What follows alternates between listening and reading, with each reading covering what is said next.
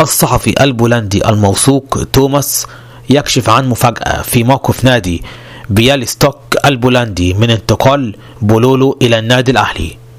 تحدث الصحفي البولندي الموثوق توماس ليكشف عن موقف نادي بياليستوك البولندي من انتقال المهاجم الكونغولي بولولو إلى النادي الأهلي في شهر يناير. أشار إلى أن النادي البولندي بيعتزم لاستكمال مفاوضات تجديد عقد بولولو.